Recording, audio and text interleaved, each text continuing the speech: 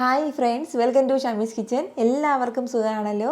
കുട്ടികൾ സ്വീറ്റ് ചോദിച്ചാൽ എന്ത് സ്വീറ്റ് ഉണ്ടാക്കുന്ന കൺഫ്യൂഷനാണോ? കപ്പലണ്ടി വീട്ടിലുണ്ടെങ്കിൽ ഇതുപോലെ ചെയ്തു കൊടുക്കൂ. പാത്രം കാലിയാകുന്ന വഴി അറിയില്ല. അപ്പോൾ ഈ വീഡിയോ ഇഷ്ടമായാൽ ഇതൊന്ന് ലൈക്ക് ചെയ്യാനും കൂടെ തന്നെ സബ്സ്ക്രൈബ് ചെയ്യാനും ആ തൊട്ടടുത്ത് കാണുന്ന ബെല്ലൈക്കൻ്റെ ഓള് മറക്കാതെ കൂടെ ഒന്ന് പ്രസ് ചെയ്തേക്കണേ. എന്നാൽ ശരി, ഇതെങ്ങനെയാണ് തയ്യാറാക്കുന്നത് വേഗം ഒന്ന് കണ്ടു നോക്കാം. ആദ്യം നമുക്ക് ഇതിനു വേണ്ടി വേണ്ടത് നിലക്കടലയാണ്. കപ്പലണ്ടി 2 കപ്പ് അളവിലാണ് കേട്ടോ ഞാനിപ്പോൾ കപ്പലണ്ടി എടുത്തിട്ടുള്ളത്. അതൊരു പാനിലേക്ക് ചേർക്കാം. വറുത്ത കപ്പലണ്ടിയോ വറുക്കാത്ത കപ്പലണ്ടിയോ ഏത് വേണമെങ്കിലും എടുക്കാവുന്നതാണ്. ഞാനിപ്പോൾ എടുത്തിട്ടുള്ളത് പച്ചക്കപ്പലണ്ടിയാണ്. അപ്പോൾ കപ്പലണ്ടി നല്ലതുപോലെ ഒന്ന് റോസ്റ്റ് ചെയ്തെടുക്കണം. അതുപോലെ നമുക്കൊന്ന് വറുത്ത് കൊടുക്കാം. ഫ്ലെയിം ഒന്ന് മീഡിയത്തിൽ വെച്ചിട്ടാണ് ഞാനൊന്ന് വറുത്തെടുക്കുന്നത്. വറുത്ത കപ്പലണ്ടിയാണ് എടുക്കുന്നതെങ്കിൽ ഒരു 2 മിനിറ്റ് മാത്രം ഒന്ന് വറുത്തെടുത്താൽ മതിയാവും. നമ്മുടെ നിലക്കടല വറുത്തെടുക്കുമ്പോൾ പ്രത്യേകം ശ്രദ്ധിക്കേണ്ടത് ഫ്ലെയിം ഒരുപാട് കൂട്ടി വെക്കരുത്. എങ്കിൽ പിന്നെ കപ്പലണ്ടിയുടെ ആ ഒരു പുറത്തോടെല്ലാം ഒന്ന് കളറ് മാറി കിട്ടും, ഉൾഭാഗം വേഗാതെ കിട്ടും. അതിൻ്റെ പേരിൽ കുറഞ്ഞ ഫ്ലെയിമിൽ വെച്ചിട്ടുണ്ട് നന്നായിട്ട് ഒന്ന് വറുത്തെടുക്കാനായിട്ട്. അപ്പോൾ ഞാനിപ്പോൾ ഇതിങ്ങനെ ഒന്ന് വറുക്കാൻ തുടങ്ങിയിട്ട് ഏകദേശം ഒരു 5 മിനിറ്റോളം ആയിട്ടുണ്ട്. ഇത് ഇത്രയും തന്നെ മതിയാവും. കൂടുതൽ സമയത്ത് നമ്മൾ വറുക്കേണ്ട ആവശ്യമില്ല. എങ്കിൽ പിന്നെ അതിൻ്റെ കളർ പാടെ മാറിപ്പോകും. ഇനി നമുക്ക് വേണ്ടത് ഇതൊന്ന് ഞാനിപ്പോൾ ഫ്ലെയിം ഓഫ് ചെയ്യുകയാണ്. ഇത് ചെറുതായിട്ടൊന്ന് തണുത്ത് കഴിഞ്ഞിട്ട് ഇതിലെ പുറന്തോട് കംപ്ലീറ്റ് ആയിട്ടൊന്ന് മാറ്റി നമുക്കൊന്ന് മിക്സിയുടെ ജാറിലേക്ക് എടുക്കാം. നമ്മുടെ ഈ നിലക്കടലയുടെ പുറന്തോടൊക്കെ മാറ്റിയിട്ട് ഞാനിപ്പോൾ ഇതുപോലെ ഒന്ന് എടുത്ത് വെച്ചിട്ടുണ്ട്. ഇനി നമുക്ക് ഇത് മിക്സിയുടെ ചെറിയൊരു ജാറിലേക്ക് ഒന്ന് എടുക്കാം. ഇനി ഇത് നന്നായിട്ട് ഇതിനൊന്ന് പൊടിച്ചെടുക്കാവുന്നതാണ്. നമ്മുടെ നിലക്കടലയെല്ലാം നന്നായിട്ട് ഇതിനൊന്ന് പൊടിച്ചെടുത്തിട്ടുണ്ട്. ഇനി വേണ്ടത് ഒരു കടായിലേക്ക് നമുക്ക് 1 കപ്പ് ശർക്കര ചേർത്ത് കൊടുക്കാം. ശർക്കര ഒന്ന് പൊടിച്ച് ചേർക്കുകയാണ് ഞാനിപ്പോൾ. ഈ ശർക്കരയ്ക്ക് പകരം നമുക്ക് പഞ്ചസാര എടുക്കാവുന്നതാണ്. ശർക്കരയാണെന്നുണ്ടെങ്കിൽ 200 ഗ്രാം അളവിലാണ് എടുത്തിട്ടുള്ളത്. പഞ്ചസാര ഈ ഒരു അളവിൽ തന്നെ നമുക്ക് ആവശ്യമായിട്ടുണ്ട്. ഇതിനോടൊപ്പം ഒരു 1/2 കപ്പ് അളവിൽ വെള്ളം കൂടി ചേർത്തിട്ട് ശർക്കര നല്ലതുപോലെ ഒന്ന് ആദ്യം ഉരുക്കിയെടുക്കാം.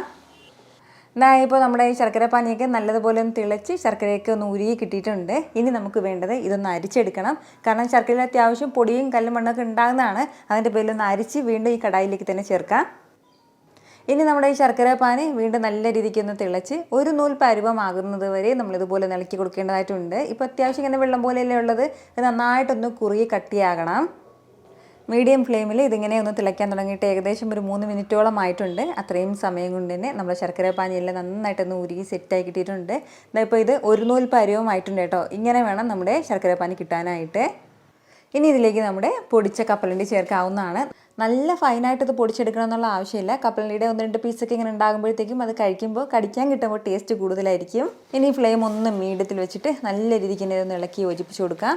കട്ടയൊന്നുമില്ലാത്ത രീതിയിൽ നന്നായിട്ട് ഇതിനൊന്ന് മിക്സ് ചെയ്ത് യോജിപ്പിച്ചെടുക്കാവുന്നതാണ്.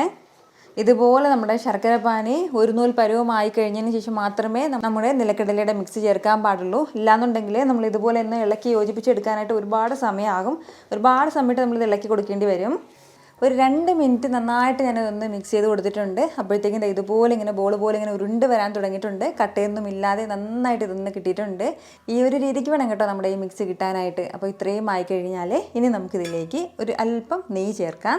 2 ടേബിൾ സ്പൂൺ അളവിൽ നെയ്യ് ചേർക്കുകയാണ്. ഇനി ഒരു പിഞ്ചളവിൽ മാത്രം ഏലക്ക പൊടിച്ചതും കൂടി നമ്മുടെ നെയ്യും ഏലക്കയും ചേർത്തിട്ട് നല്ല രീതിക്ക് ഇതുപോലെ ഒന്ന് മിക്സ് ചെയ്ത് യോജിപ്പിച്ച് കൊടുക്കാം. അപ്പോഴത്തേക്കും ഇതുപോലെ ഇങ്ങനെ ബോൾ പോലെ ഇങ്ങനെ ഉരുണ്ട് വരും കേട്ടോ നമ്മുടെ ഈ കടായിൽ നിന്ന്. ഇതാണ് ഇതിൻ്റെ ഒരു കറക്റ്റ് പരുവം എന്ന് പറയുന്നത്. ഒരുപാട് ലൂസായി പോകരുത്, അതുപോലെ തന്നെ തീരെ ഇങ്ങനെ പിരിഞ്ഞ് വരാൻ തുടങ്ങരുത്. എങ്കിൽ പിന്നെ നല്ല ഹാർഡായി പോകും. ഇതുപോലെ ഒന്ന് നന്നായിട്ടൊന്ന് മിക്സ് ചെയ്ത് യോജിപ്പിച്ചെടുത്ത് കഴിഞ്ഞാൽ പിന്നെ ഇനി നമുക്കിതിലേക്ക് ലാസ്റ്റ് ചേർക്കേണ്ടത് ഇതുപോലെ ഒരു 1/4 കപ്പ് അളവിൽ പാൽപ്പൊടിയും കൂടിയാണ്. നമ്മൾ ഈ പാൽപ്പൊടി ചേർക്കുമ്പോഴത്തേക്കും നല്ല റിച്ച് ആയിട്ടുള്ള ടേസ്റ്റ് ആയിരിക്കും കേട്ടോ നമുക്ക് കിട്ടുന്നത്. പാൽപ്പൊടിയും ചേർത്തിട്ട് എല്ലാം കൂടി വീണ്ടും ഒന്ന് ഇളക്കി യോജിപ്പിച്ച് കൊടുക്കാം. ഈ ഒരു രീതിക്ക് ലാസ്റ്റിൽ മാത്രം നമുക്ക് പാൽപ്പൊടി ചേർത്താൽ മതിയാവും. ഫസ്റ്റിലേ ചേർക്കേണ്ട ആവശ്യമില്ല. അപ്പോൾ ഇത്രയും ആയിക്കഴിഞ്ഞാൽ ഇനി നമുക്ക് വേഗം തന്നെ ഇതൊന്ന് സെറ്റ് ചെയ്യുന്ന ഒരു ട്രേയിലേക്ക് മാറ്റാം. ഞാനിപ്പോൾ ഇതുപോലെ ഒരു ബട്ടർ പേപ്പർ ഒന്ന് എടുത്തിട്ടുണ്ട്. ഇതിന് മുകളിലായിട്ട് നമ്മൾ തയ്യാറാക്കിയെടുത്ത മിക്സ് ഒന്ന് വെച്ച് കൊടുക്കാവുന്നതാണ്.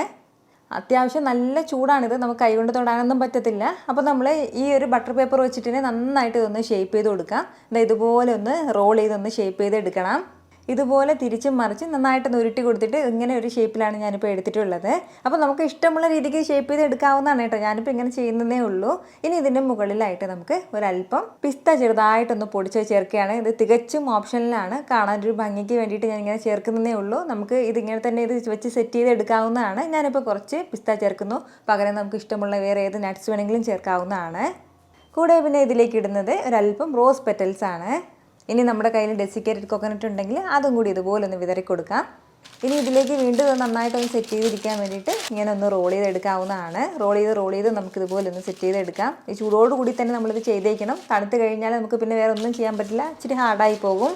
ഞാനിപ്പോൾ ഇതുപോലെ ഒന്ന് റോൾ ചെയ്ത് സെറ്റ് ചെയ്തെടുത്തിട്ടുണ്ട്. ഇനി നമുക്ക് വേണ്ട എന്താണെന്ന് വെച്ചാൽ, ഇതിപ്പോൾ അത്യാവശ്യം നല്ല ചൂടല്ലേ, ഈ ചൂട് ചെറുതായിട്ടൊന്ന് മാറട്ടെ. അപ്പോഴത്തേക്ക് ഇങ്ങനെ ലൈറ്റായിട്ടൊന്ന് ഹാർഡായി തുടങ്ങും.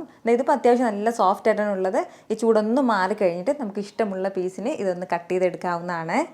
ഇതുപോലെ ഒന്ന് കട്ട് ചെയ്ത് എടുത്തു കഴിഞ്ഞാൽ ഇനി ഇതിന് മുകളിലായിട്ട് ഒരല്പം ഡെസിക്കേറ്റഡ് കോക്കനട്ട് കൂടി ചേർക്കുകയാണ്. ഒരല്പം ഭംഗിക്ക് വേണ്ടി ചേർക്കുന്നതേ ഉള്ളൂ, നിർബന്ധമൊന്നുമില്ല.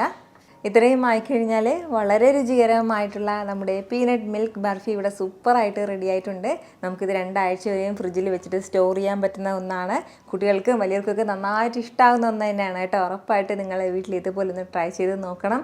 എന്നിട്ട് നിങ്ങളുടെ ഫീഡ്ബാക്ക് എനിക്കൊന്ന് മറക്കാതെ അറിയിക്കുകയും വേണം. കാരണം നിങ്ങളുടെ ഫീഡ്ബാക്ക് കാണുമ്പോഴായിരിക്കും അത് മറ്റുള്ളവർക്കും തയ്യാറാക്കി നോക്കണം എന്നുള്ളൊരു പ്രചോദനം ഉണ്ടാകുന്നത്.